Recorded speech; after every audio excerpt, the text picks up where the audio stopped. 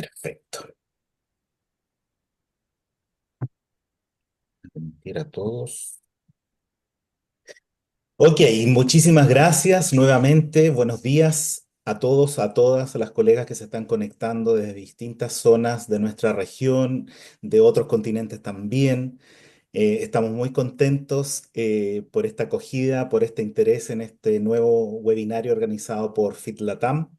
Desde el comité ejecutivo de nuestro centro regional siempre nos sentimos muy contentos de poder llegar a todos y todas nuestros colegas de la región y de otros rincones del mundo también a través de iniciativas como esta que nos convocan para seguir aprendiendo, seguir actualizándonos eh, a medida que va avanzando la contingencia a nivel profesional de la traducción, la interpretación y la terminología.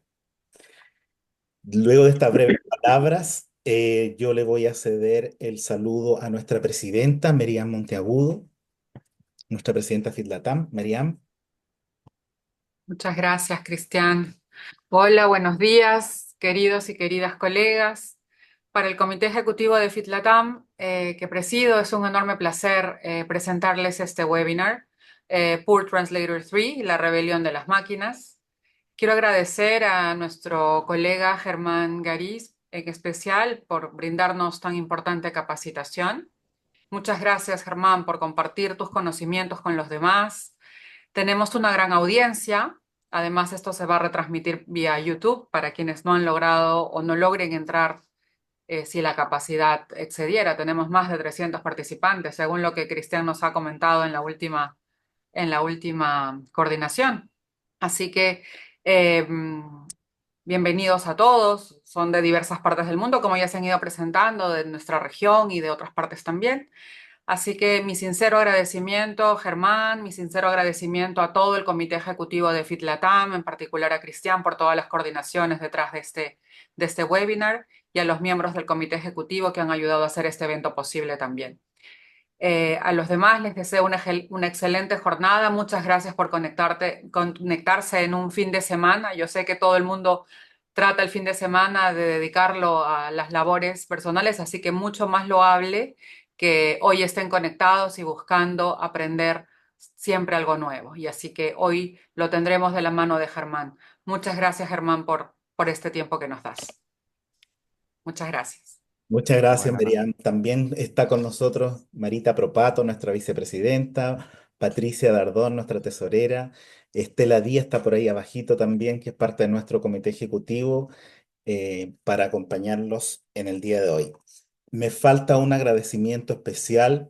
eh, Quisiera agradecerle a la Universidad de las Américas de Chile por haber prestado voluntariamente esta cuenta de Zoom que tiene más capacidad para que pudiéramos realizar este webinario. Así que ahí el agradecimiento a la universidad donde yo trabajo también, me facilitaron esta cuenta. Bueno, sin más preámbulos, les voy a presentar entonces a nuestro expositor.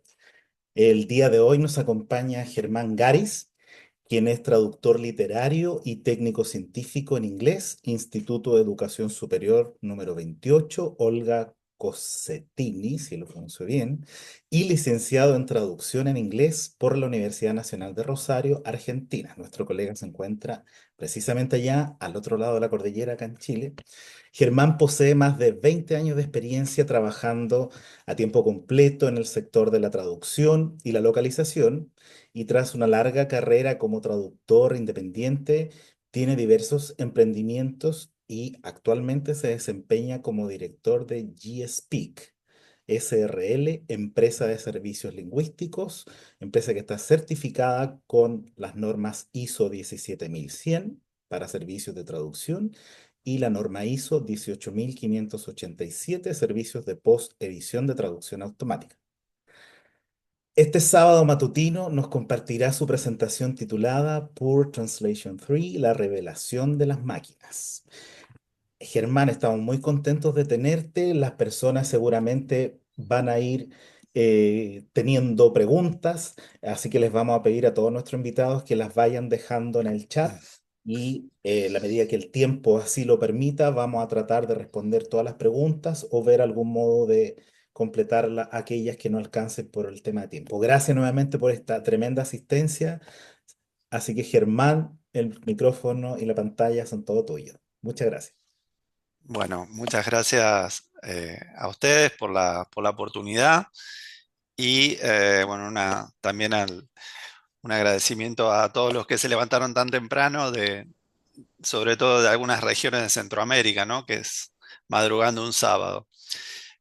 Bueno, hoy vamos a hablar de este tema tan candente y tan vigente para los traductores como es la inteligencia artificial, que nos afecta tanto a nuestro sector, ya desde hace 2 décadas que tuvimos el surgimiento de las herramientas de traducción asistida y luego la otra gran irrupción fue la traducción automática neuronal hace unos 5 o 6 años, y ahora surge con ChatGPT lo que es el gran avance de la IA, que son los grandes modelos de lenguajes como ChatGPT, Copilot y demás.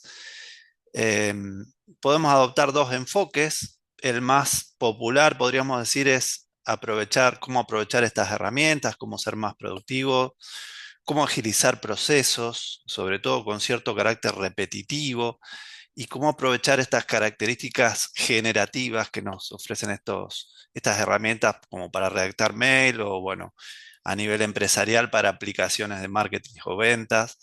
Pero por otra parte, lo que plantea estos avances, lo que se está automatizando es justamente el lenguaje, que es el desarrollo intelectual más importante de la historia de nuestra especie, ¿no? A través del cual pensamos, nos comunicamos y tenemos pensamientos abstractos, ¿verdad? Tenemos este binomio pensamiento-lenguaje, es decir, necesitamos el lenguaje para pensar y por otra parte pensamos, digamos, son inseparables, ¿no? Uno del otro. Entonces surge el interrogante de si pueden estos modelos reemplazar tareas intelectuales como la traducción o la interpretación. Y para responder esta pregunta, yo los voy a invitar a adoptar un enfoque más crítico y a entender cómo funcionan estos modelos para compararlos con las capacidades humanas, ¿no? Podríamos decir que hay dos caras de la misma moneda. Por un lado, la sustitución humana o el valor que podemos ofrecer que nos diferencia de las máquinas. La inteligencia artificial ya fue abordada en numerosas obras de ficción, en la literatura, en el cine. En el ejemplo de esta presentación vamos a tomar Terminator, una de las películas más populares, donde si observamos la trama, existe una inteligencia artificial que se llama Skynet, que es una supercomputadora a la cual el ejército de los Estados Unidos le va ingresando datos, cada vez más datos, y esa computadora maneja el sistema de defensa, ¿no? Norteamericano. Llega un punto en que estos altos cargos militares, cuando advierten que la máquina se está como saliendo de control, es ahí cuando Skynet toma conciencia de sí misma y genera lo que en la película se llama el juicio final, ¿no? Un holocausto atómico en el que, bueno, se aniquila casi toda la humanidad y quedan unos supervivientes que después del futuro, lo que se llama la resistencia, el jefe de la resistencia, John Connor en la película, hace un viaje al pasado para intentar evitar todos estos acontecimientos. Bueno, todas estas ficciones tienen un correlato en la realidad y en teorías.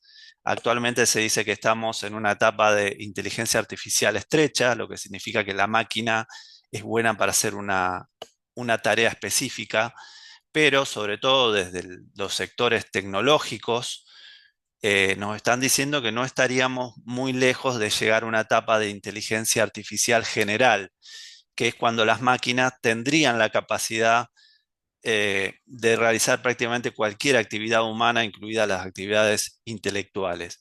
Y luego de eso vendría una etapa de superinteligencia o singularidad, se llama técnicamente, donde las máquinas no superarían directamente al ser humano. Em, Esto con el auge actual que hay de la inteligencia artificial, esta primavera, se están haciendo, bueno, muchas promesas y desde sobre todo los sectores más radicales tecnológicos, algunos plantean que podría darse un reemplazo en algunos años, ¿no? De estas tareas que son justamente intelectuales. No estamos hablando de tareas manuales como ocurrió históricamente con el avance de la automatización. Entonces vamos a ver un poco un análisis crítico para ver si esas afirmaciones tienen un asidero. Es importante también hacer una distinción, por un lado, de servicios no profesionales.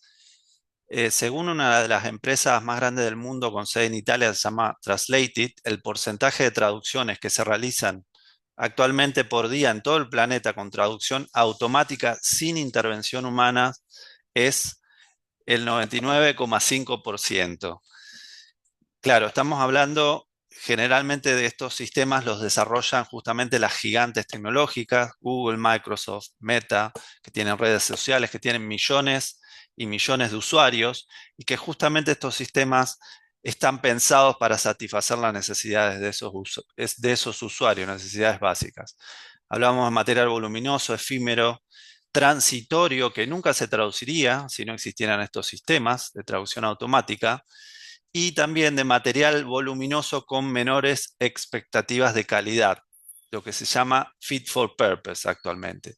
Entonces hablamos de chats, sitios web, por ejemplo, si una persona entra a un sitio web en otro idioma y quiere tener una idea de qué se trata. Por otra parte, los profesionales, los traductores, los intérpretes, estamos dentro de los servicios profesionales, dentro del cual podríamos poner una categoría de traducción artesanal, con un representante icónico que sería un traductor literario, o a lo mejor un traductor o intérprete que trabaja para un cliente final sin necesidad de usar herramientas de automatización. Y por otra parte, estamos hablando de la traducción a escala. En esta categoría podríamos decir que está el mainstream, ¿no? O sea, la mayor cantidad de servicios se prestan en esta categoría en la estructura que tenemos en el ámbito de la traducción y la localización, donde existen grandes empresas, que generalmente son más grandes, empresas más pequeñas y por último, como el último escalón, eslabón de la cadena, los traductores freelance.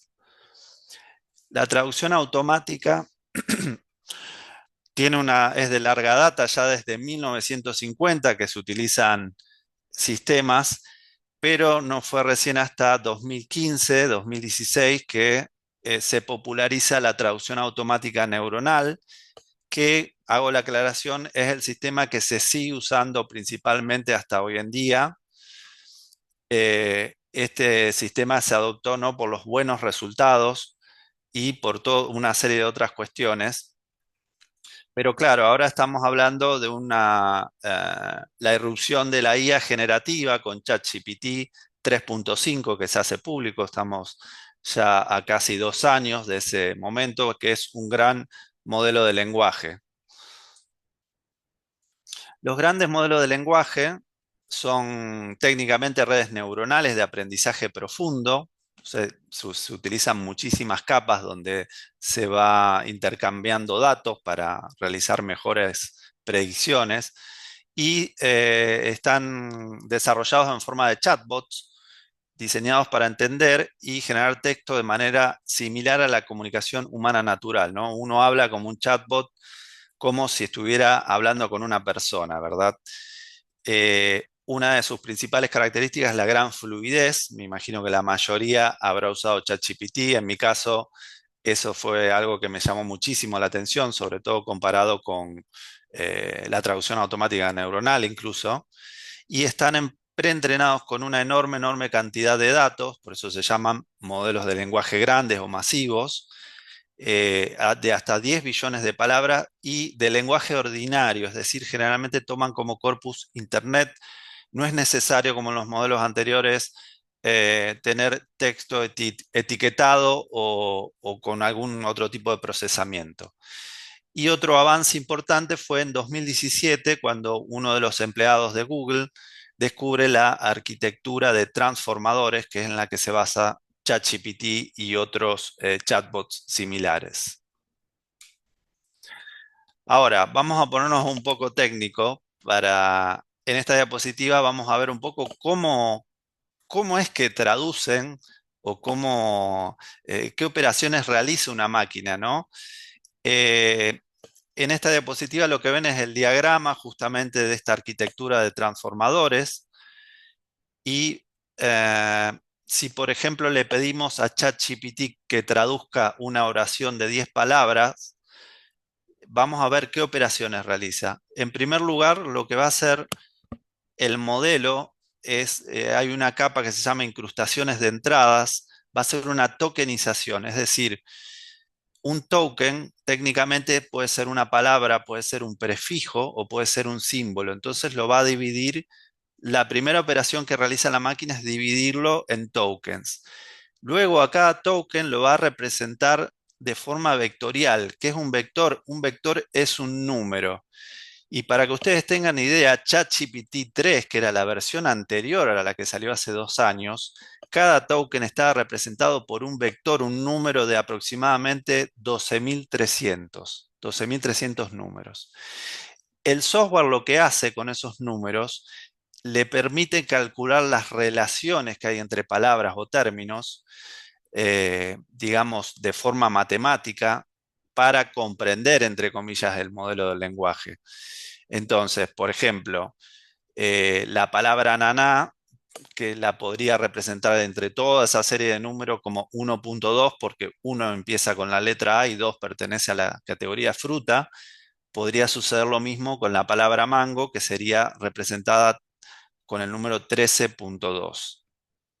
Por otra parte, en esta arquitectura hay una codificación posicional que simplemente le sirve a este modelo indicar la posición que tienen esos tokens en la secuencia. Porque todos estos procesos la máquina la hace en paralelo, digamos, pero después tiene que ordenarlos en una secuencia.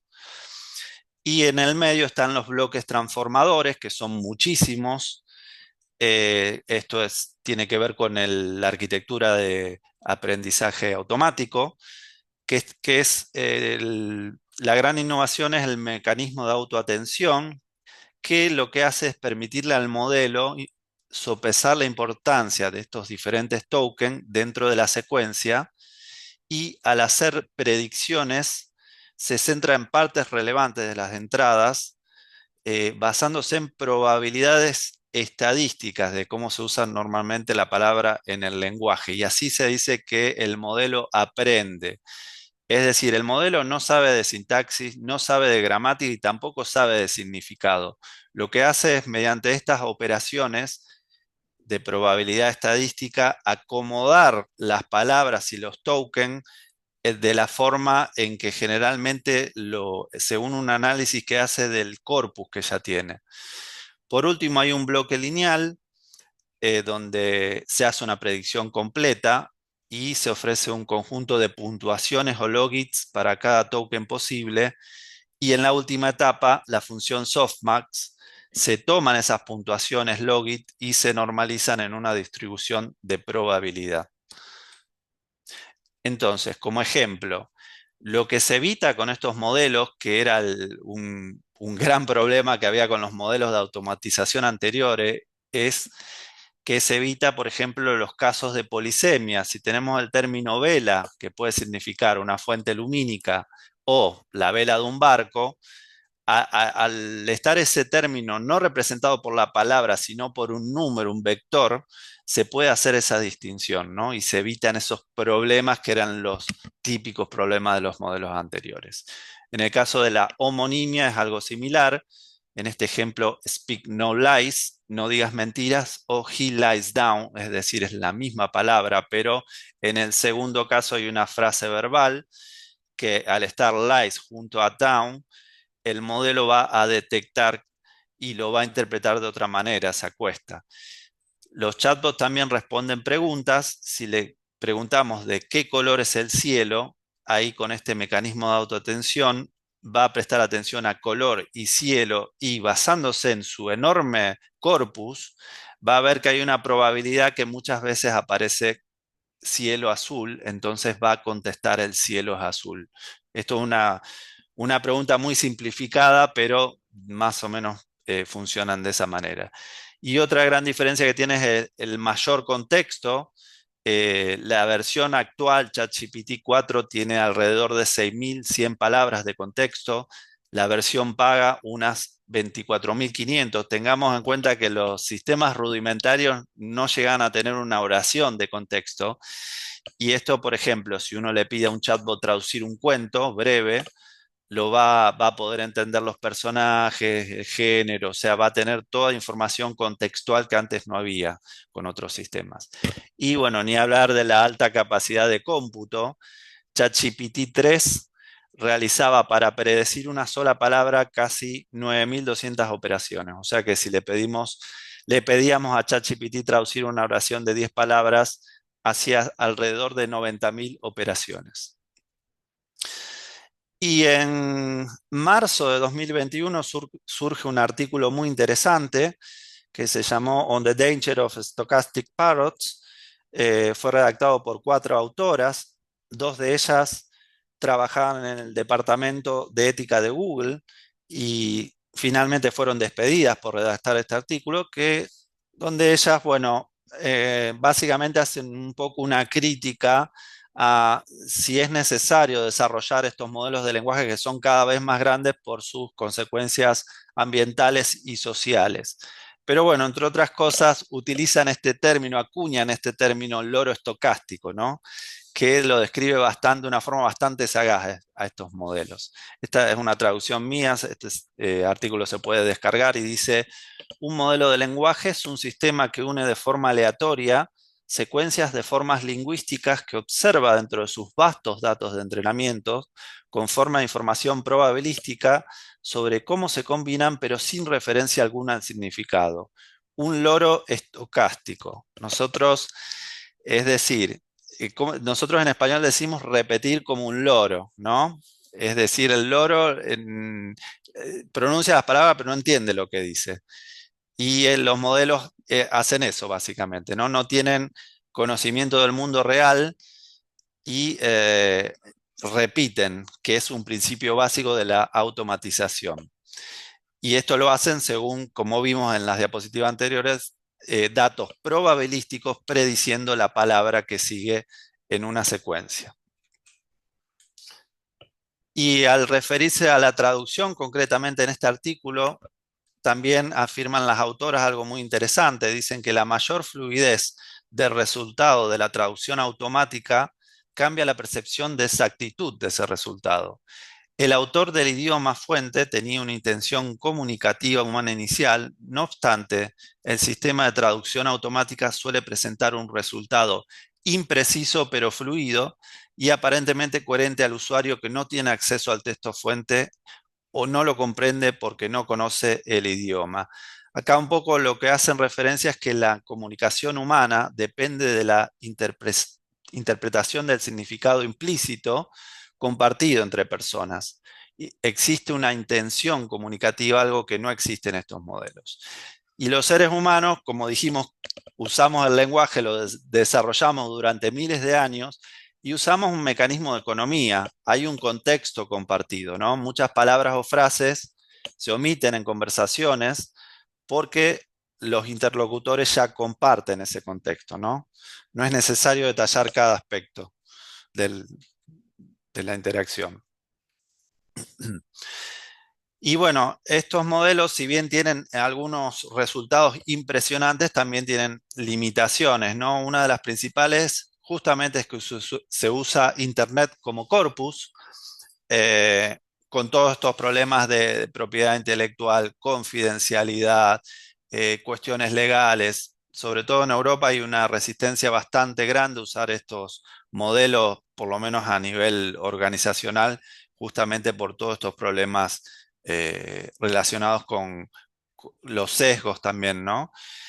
Y en estos modelos es casi obligatoriamente necesaria una intervención humana para mejorar el rendimiento, o en la ingeniería rápida, el prompt engineering que se llama, el ajuste fino, que es cuando un modelo se puede ajustar para que tenga mejores resultados en un área específica, o en servicios como el aprendizaje reforzado con retroalimentación humana, que es un trabajo que generalmente hacen los traductores y desde el lanzamiento de ChatGPT 3.5 que se viene haciendo, ¿no? Que es, por ejemplo, cuando uno le hace una pregunta a un chatbot sobre algo ilegal o algo de piratería, los chatbots están programados para contestar de determinada manera y eso es porque están programados con respuestas que le ingresan los seres humanos. El otro gran problema es la falta de comprensión que tienen estos modelos y ahí es justamente la, está la gran relevancia del traductor humano en las revisiones y en lo que se llama Human in the Loop. Obviamente también la importancia en proyectos donde no hay traducción automática aplicada. Y en estos tiempos, en estos casi 2 años, que hubo mucha futurología y mucha especulación, finalmente hoy en día ya todos estos servicios que están en esta diapositiva, las grandes empresas de traducción los están pidiendo. Son todos servicios, no vamos a ahondar en cada uno de ellos, pero por ejemplo, en la anotación de imágenes, cuando un traductor recibe muchas imágenes y las tiene que describir o etiquetar para que la máquina las interprete, digamos. Son todos servicios que se prestan por hora. Generalmente las grandes empresas dan ciertas capacitaciones o también se brindan instrucciones específicas. Y otro flujo que actualmente ya es una realidad, también se especulaba mucho sobre esto, pero esto ya lo están pidiendo las grandes empresas de traducción, es la posedición automática, ¿no? Es decir, el flujo de posedición con traducción automática neuronal que luego se posedita automáticamente con un modelo de lenguaje y finalmente un traductor o un corrector realiza la revisión final. Eh, Esto habría que ver, igual está en una etapa experimental, tiene que ver con las expectativas de calidad que se quiere lograr, habría que ver en qué cuentas lo pueden aplicar, pero ya es una realidad que varias empresas lo están solicitando estos servicios. Y las diferencias entre la máquina y el humano, además de estas que vimos, bueno, la máquina realiza, ¿no es cierto?, una conversión literal de patrones y sucesiones de palabras del lenguaje fuente al lenguaje meta, mientras los seres humanos tenemos esta capacidad crítica, el razonamiento real, sentido común y la comprensión de la intención comunicativa, ¿no? Por ejemplo, un caso típico es el intérprete que a veces interpreta no lo que la persona dice, sino lo que la persona quiere decir. Eso es algo que la máquina no puede hacer. Por otra parte, las máquinas carecen de comprensión, de cognición, que es la capacidad del ser humano para conocer por medio de la percepción de los órganos del cerebro y de sentido común. El ser humano posee conciencia, este es un tema un poco polémico, pero es importante. La conciencia es la capacidad que tenemos los seres humanos de tener sensaciones subjetivas, ¿no? Un punto de vista único en el mundo, ¿no? Y como ocurre con otros fenómenos humanos, la conciencia es escasamente comprendida, por lo que eh, ni siquiera parece posible evaluarlo cerca que estaríamos de imitarla en un sistema artificial. Hay algunas teorías como el funcionalismo que dicen que la conciencia depende de la forma en que la información se procesa en el cerebro, en sistemas vivos o no. Esto es un poco como veíamos en Terminator, es decir, que según esta teoría la máquina podría tomar conciencia de sí misma y por lo tanto tener voluntad y rendición de cuentas, pero hay otras corrientes que toman a la conciencia como fenómeno biológico y directamente rechazan de plano este hecho de que la IA pueda llegar a ser consciente porque sería algo contradictorio. La otra gran diferencia que tenemos los seres humanos es que tenemos un cuerpo, que es lo que nos permite experimentar y aprender en el mundo real, ¿no? De chicos gateamos, nos llevamos cosas a la boca y tenemos un conocimiento del mundo a través de los sentidos. Los sistemas artificiales están basados mayormente sobre texto nada más y hay cierto avance en sistemas de visión, pero no es muy diferente al aprendizaje que tiene el ser humano a través de su cuerpo también.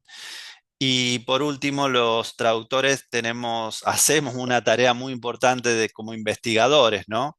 Que eso no lo realiza la máquina.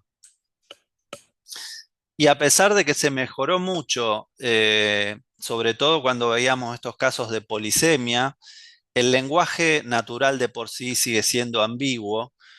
En inglés, por ejemplo, tenemos estas frases nominales que pueden ser cadenas muy largas de sustantivos o de adjetivos y sustantivos. Yo en este caso le pregunté a ChatGPT 4 Omni, que es la última versión que salió hace apenas 2 meses, que tradujera una frase donde había una frase nominal en esta oración, Data Center and Cloud Environment, donde la interpretación correcta sería entornos de centros de datos y de nubes, es decir, hay un solo núcleo nominal y pese a ser súper avanzada y contar con un corpus enorme, la traduce de forma errónea, ¿no? La traduce considerándolo como si hubiera dos núcleos nominales, centros de datos y entornos de nube. ¿Esto por qué ocurre? Bueno, porque las personas resolvemos ambigüedades según el contexto y no hay reglas simples o determinísticas para hacer esto, ¿no? Por lo que no se le puede enseñar a una máquina a hacerlo porque esto requiere entender ciertos hechos sobre el mundo, que es lo que podemos hacer los seres humanos.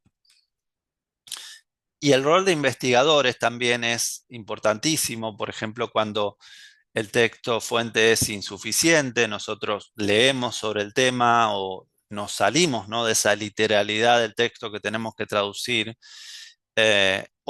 para entender algún concepto, alguna idea, o el caso de textos redactados por técnicos, cuando hay información que se da por sentada, posibles omisiones y errores de redacción, el ser humano reconstruye el sentido.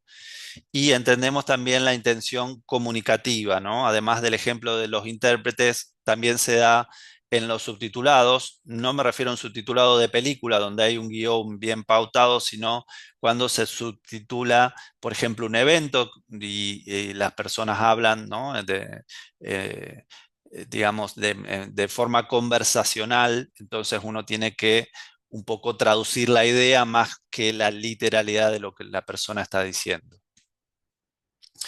Y para ir terminando, bueno, reemplazará la inteligencia artificial tareas intelectuales como la traducción y la interpretación, o lo que sería la otra cara de la misma moneda.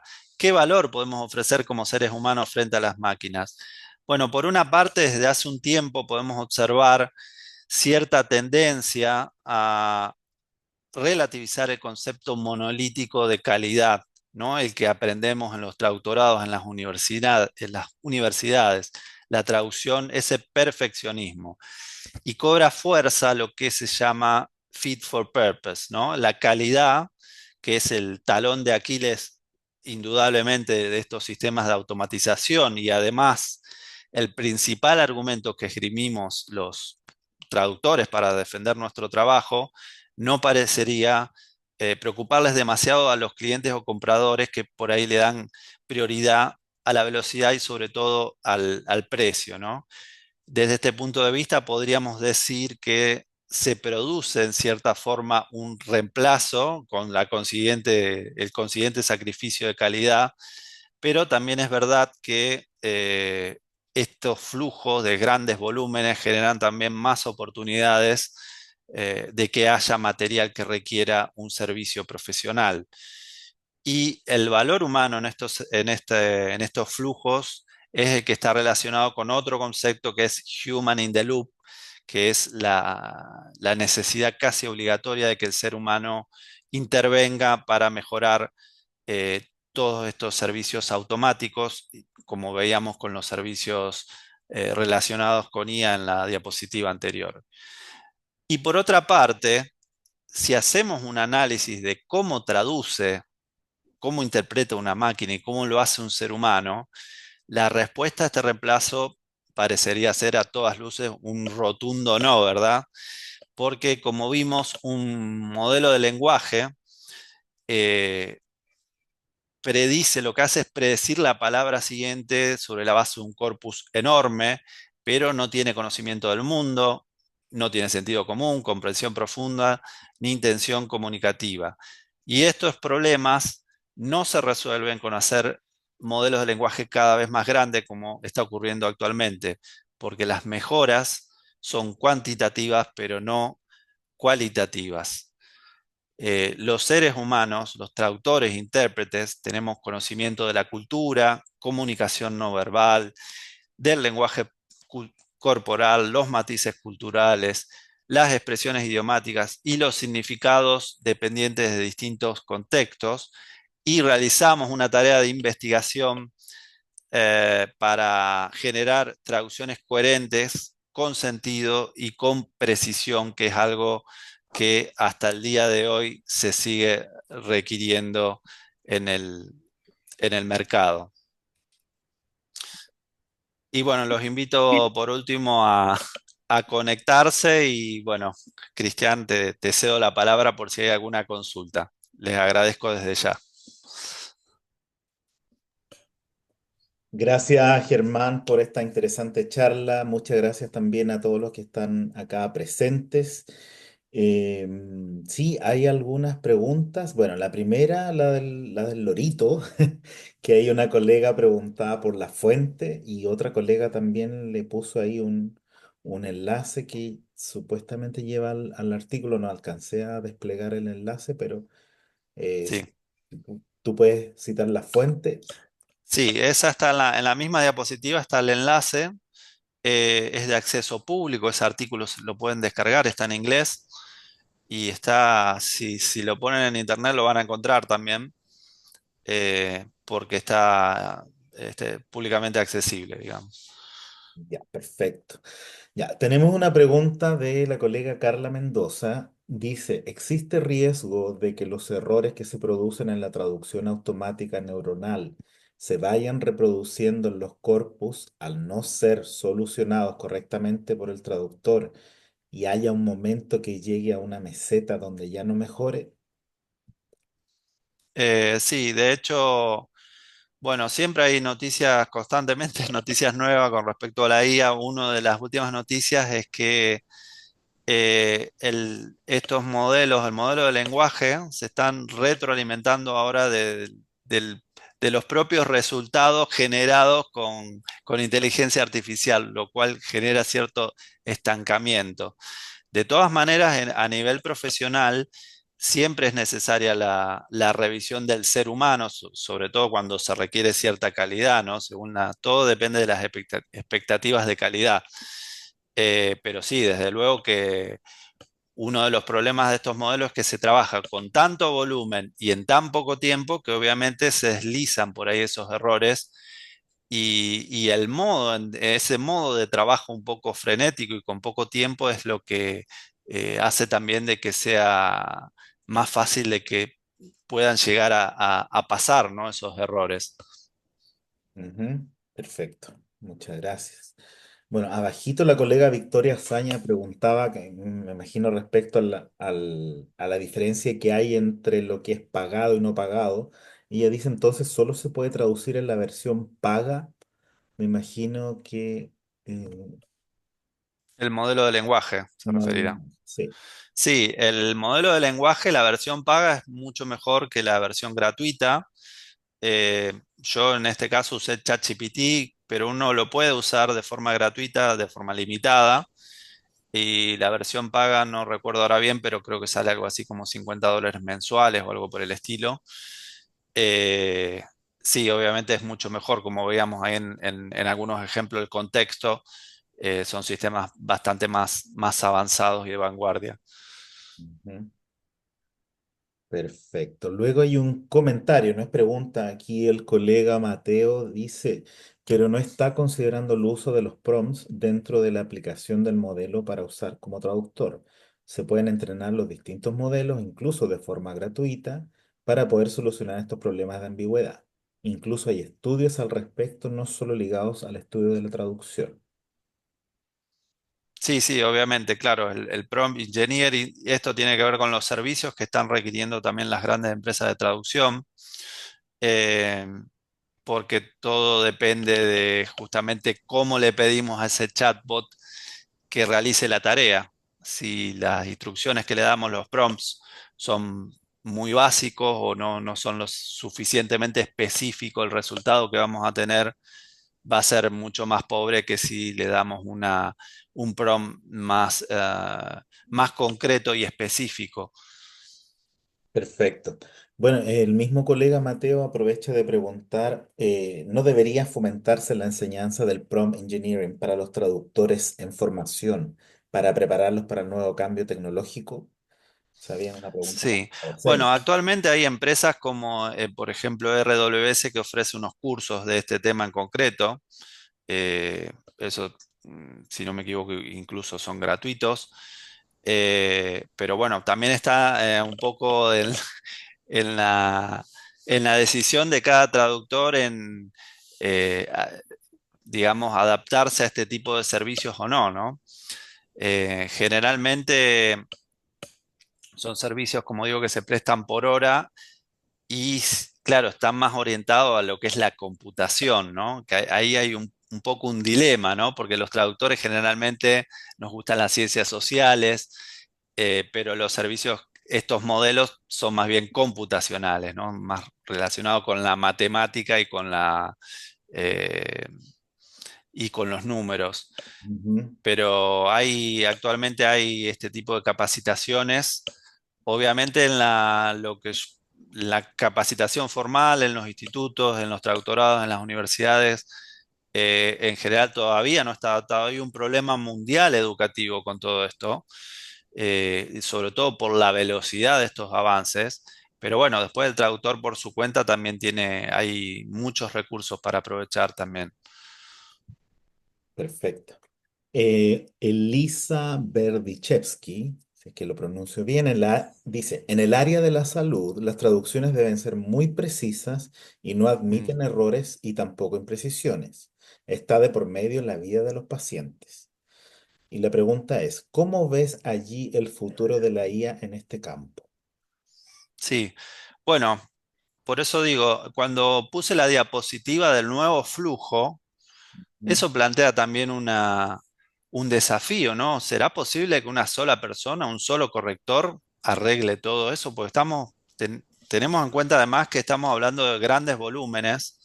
La automatización permite eso, justamente lo hace la máquina lo hace en minutos a lo mejor, lo que un ser humano le lleva un montón de tiempo.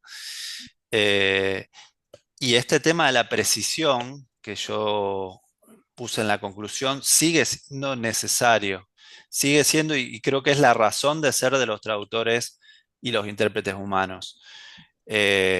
No solo en la medicina o en áreas legales, por ejemplo, sino también en otras áreas donde se requiere una precisión, ¿no? Cuando se requiere cierta calidad, las empresas a veces lo que hacen es poner diferentes capas, digamos, o sea, se hace una corrección y si los resultados no son buenos, se pone otra revisión o un LQI, hacen algún flujo para garantizar la calidad.